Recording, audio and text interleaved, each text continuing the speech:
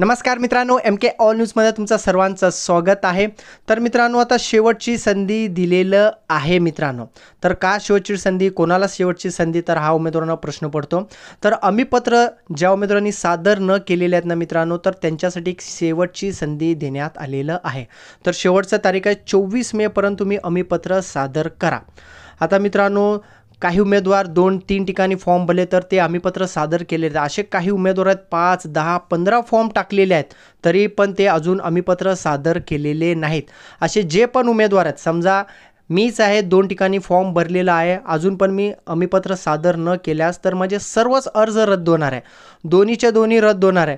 Already त्यांनी सांगितले की एका ठिकाणचं तुम्ही सांगा बाबा या ठिकाणी राहू द्या, या ठिकाणी माझा अर्ज रद्द करा म्हणून असे हमीपत्र द्यायचं आहे। समजा मी नाही दिलं तर माझे सर्वच अर्ज रद्द होणार आहे। तर असे भरपूर उमेदवार आढळून आलेले आहेत पुन्हा।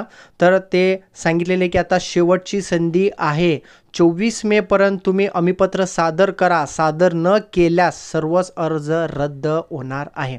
आता मित्रांनो, पुढच्या महिन्यापासून मैदान चाचणीला सुरुवात होणार आहे। आता झालं ते झालं, तर विचार करा कुठं काय करायचं आहे काय नाही, आणि पटकन हमीपत्र सादर करा।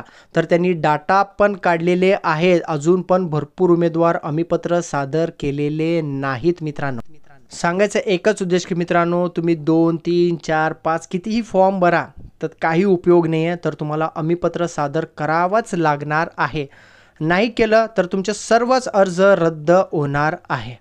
आलं लक्षात? आता बघा, ते लास्ट चान्स दिलेले आहेत, पुन्हा संधी मिळणार नाही तुम्हाला। सर्व विचार करून ते लास्ट संधी देण्यात आलेलं आहे। तर या हमीपत्र न सादर केल्यास सर्वच अर्ज रद्द होणार आहे, पूर्ण डिटेल त्यांनी दिलेले लोकमत न्यूजपेपरमध्ये आलेले आहेत। असे भरपूर उमेदवार आहेत रे, एकापेक्षा जास्त अर्ज सादर केलेले आहेत। सूचना देऊन पण ते सादर केलेले आहेत। सर्वांना वाटत होतं की मागील भरतीला तसं झालं, आता काय होणार नाही आहे। तर आता GR मध्ये पण क्लिअर उल्लेख होतं, तरी पण उमेदवार मोठ्या प्रमाणे अर्ज केलेले आहेत। चला तर पटकन हमीपत्र सादर करा मित्रांनो, नाहीतर उरले सर्वच तुमचे अर्ज रद्द होणार आहे। तसेच मित्रांनो, तुम्ही तर माझ्या चॅनलवरती नसाल तर चॅनलला सबस्क्राईब करून घ्या। पोलीस भरतीतलं लहानातलं लहान अपडेट आम्ही तुमच्यापर्यंत पोहोचवणार आहे मित्रांनो।